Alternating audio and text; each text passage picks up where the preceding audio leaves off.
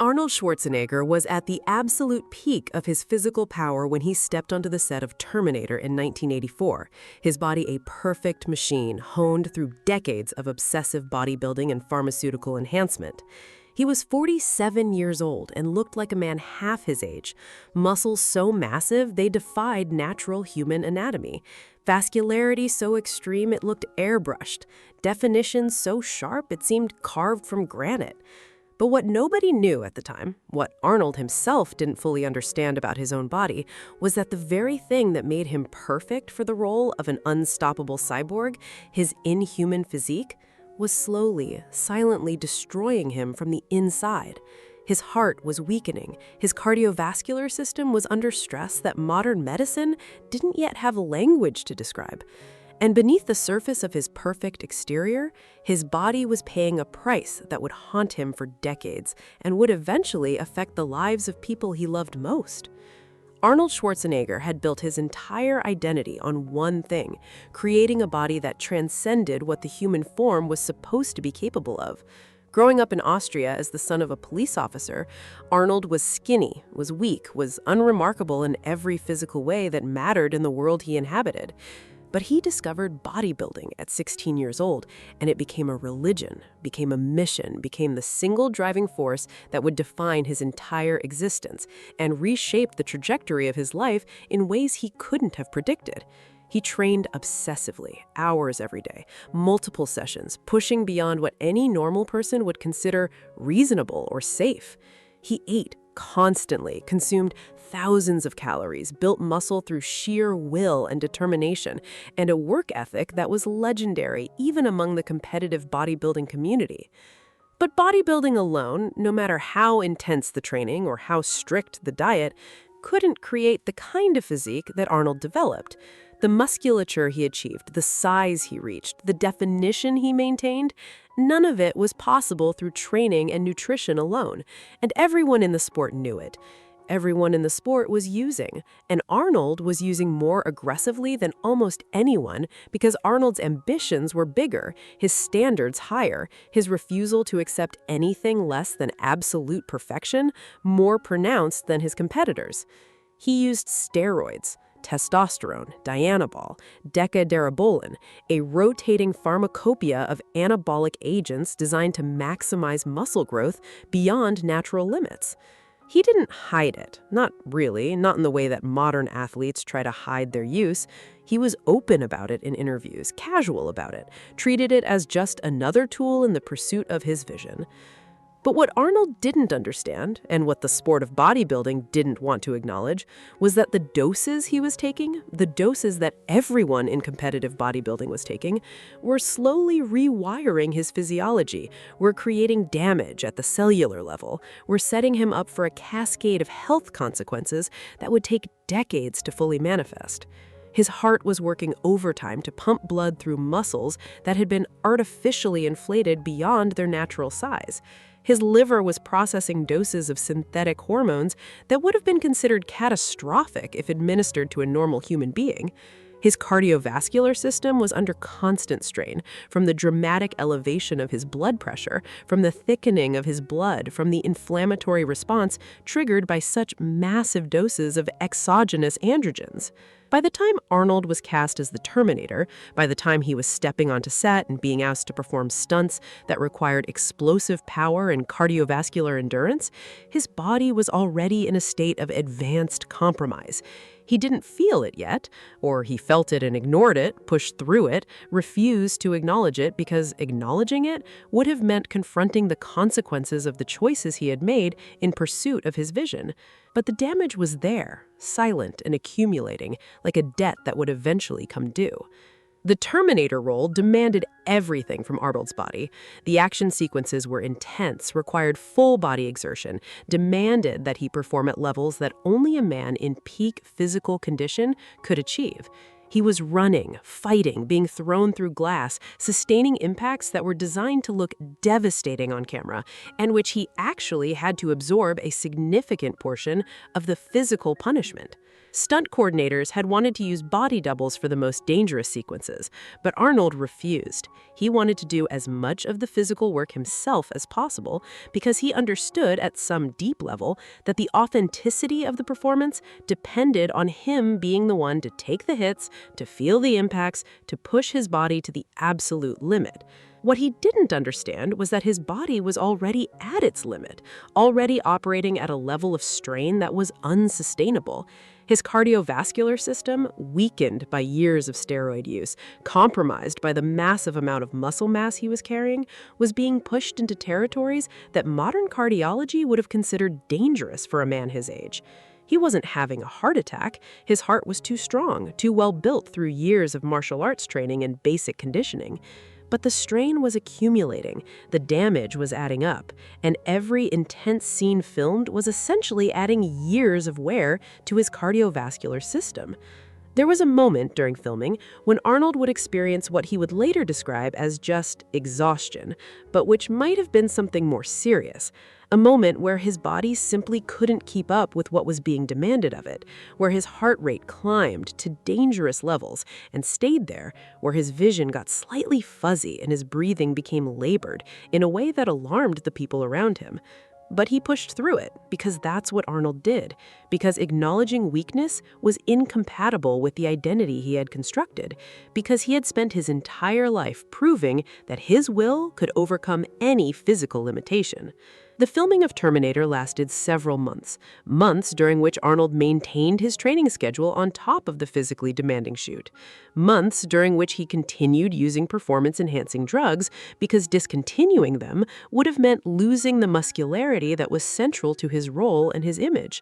He was existing in a state of extreme physical stress, his body pushed to its limit by the training, by the stunts, by the performance demands of the role, and simultaneously being flooded with synthetic hormones that were designed to maximize muscle growth, but which came with a suite of cardiovascular consequences that nobody in the industry was openly discussing.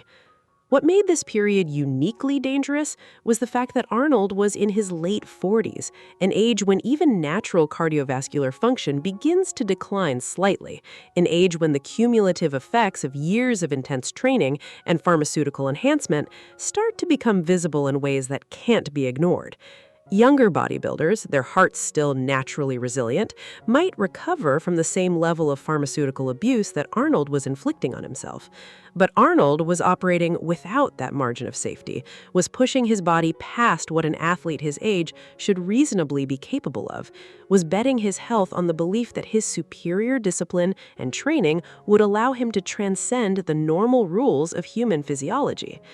During one particularly intense sequence, filmed on a hot day with full lighting rigs creating an oppressive heat on the soundstage, Arnold felt something he had never felt before, a sensation in his chest that wasn't quite pain, but wasn't quite normal either, a kind of pressure or heaviness that made him wonder for just a moment if something was genuinely wrong. He mentioned it to the production team, and they wanted to stop, wanted to call a doctor, wanted to examine what was happening. But Arnold refused. He told them it was nothing, just the heat, just the exertion, just his body adapting to the demands of the shoot. And they took him at his word, because Arnold Schwarzenegger had built a reputation as someone whose body could endure anything, whose physiology seemed to operate according to different rules than normal human beings.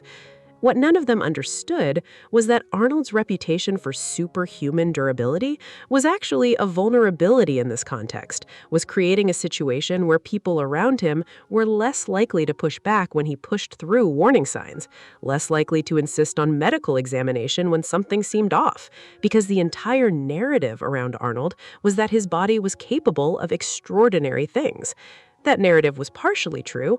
Arnold's discipline, his training, his sheer willpower were exceptional. But it was also dangerous, because it created a situation where even legitimate medical warning signs could be dismissed as Arnold being Arnold, as him pushing through, as him doing what he always did. By the time Terminator wrapped, by the time Arnold walked away from the set, his health had absorbed significant damage that wouldn't become apparent for years, decades even. His cardiovascular system had been stressed in ways that would have lasting consequences. His blood pressure had been elevated. His cholesterol levels had been disturbed. The architecture of his heart had been subtly altered by years of steroid use combined with intense training. He didn't know it yet. He wouldn't know it for years. But the machinery of his body had been damaged in ways that would eventually require intervention and would eventually affect not just his health, but the health of his children. What made this situation uniquely tragic was that Arnold wasn't alone in this experience. Every bodybuilder of his era was facing the same consequences, was making the same choices, was paying the same price with their bodies. But most of them didn't have the resources that Arnold eventually accumulated, didn't have access to the best medical care, didn't have the platform to eventually come forward and discuss what they had done to themselves. Arnold, through his success in film, through his accumulation of wealth and influence, at least had options for managing the consequences of his choices, options that many of his contemporaries simply did not have. Years later, after his acting career had taken off, after he had become the biggest action star in the world, after he had reached a level of success and influence that transcended bodybuilding, Arnold began having health issues that could be traced directly back to those years of steroid use during his competitive bodybuilding days. His cardiovascular function wasn't what it should have been at his age. His cholesterol levels required pharmaceutical management. His blood pressure needed careful monitoring. Doctors told him that he had done damage to his body that was permanent, that had to be managed for the rest of his life, that had been caused by the exact same pharmaceutical choices that had made him into the physical specimen that allowed him to become the Terminator. But what was even more troubling, what added an additional layer of complexity to this entire story, was that Arnold's sons, Joseph and Christopher, inherited not just his genes, but some of the consequences of his pharmaceutical choices. Arnold's steroid use had altered his own hormonal profile in ways that were permanent, had affected his fertility, had created a situation where his children were born with certain vulnerabilities and predispositions that they might not have had otherwise. Joseph Baena, Arnold's son with Mildred Baena, had health struggles during his childhood that doctors attributed, at least in part, to genetic factors related to Arnold's own health compromises from his steroid use era. Christopher Schwarzenegger, Arnold's son with Maria Shriver, had had a congenital heart condition that required surgical intervention, a condition that, while not definitively caused by Arnold's steroid use, represented a grim irony. The father, whose body had been damaged by pharmaceutical enhancement, had produced children with cardiovascular vulnerabilities that might have been less pronounced if Arnold's own physiology hadn't been altered by decades of anabolic steroids.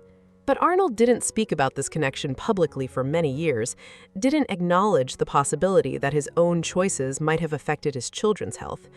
But as he aged, as he gained perspective on his choices and their consequences, as he watched his children navigate health challenges that had clear connections to genetic predispositions, he began to develop a more complex understanding of what his pursuit of perfection had actually cost him, and had actually cost his family. The irony of Arnold Schwarzenegger's career is that the very thing that made him perfect for Terminator, that superhuman physique, that body that seemed to transcend normal human limitations, was actually a liability, was actually hiding damage that was accumulating every single day. The Terminator was supposed to be a machine that was incapable of feeling pain, incapable of being damaged, incapable of declining. But Arnold himself, the man inside that mechanical exterior, was profoundly capable of being damaged, was being damaged even as he performed the role, was paying a price with his actual body for the sake of creating a character who was supposed to be beyond physical consequence. What Arnold eventually learned, what he has spoken about in more recent interviews with an honesty that wasn't present earlier in his career, was that the pursuit of perfection, the pursuit of a body that exceeded natural limits, the pursuit of a physical ideal that required pharmaceutical enhancement to achieve and maintain, was a trap. It delivered what it promised, the body, the success, the fame, the opportunities, but it extracted a price that was only apparent in retrospect, that only became visible after years of damage had accumulated, that only became undeniable when that damage began affecting the people he loved. Arnold Schwarzenegger became the Terminator by paying a price with his own body that he didn't fully understand at the time. He pushed through warning signs, ignored medical advice, refused to acknowledge limitations because acknowledging limitations would have meant confronting the reality of what he had done to himself. But his body was keeping score, was accumulating damage that couldn't be undone, was creating consequences that would ripple through decades of his life and would eventually affect the people he loved. This is the hidden story behind one of the greatest action performances in cinema history. A man whose body was failing him, even as that body was being immortalized on screen. A man who was slowly being destroyed by the very pharmaceutical choices that had made him perfect for the role. And it's a story that raises difficult questions about the price of physical perfection, about what we're willing to sacrifice for success, about how the damage we do to our own bodies doesn't end with us, but ripples outward to affect the people we love. What strikes you most about Arnold's story? Was it his willingness to push through physical warning signs, the way his steroid use affected not just his own health, but potentially his children's? Or the irony that the body that made him perfect for Terminator was actually compromised and failing even as he filmed? Drop your thoughts in the comments below. We read every single one. And if this story resonated with you, subscribe to The Untold Story and hit the bell. We cover the real stories behind famous lives, the ones that go deeper than any headline ever will. Because sometimes the greatest achievements come with hidden costs that only become apparent when we have the perspective to look back and see what we sacrificed, not just in our own lives, but in the lives of the people we love.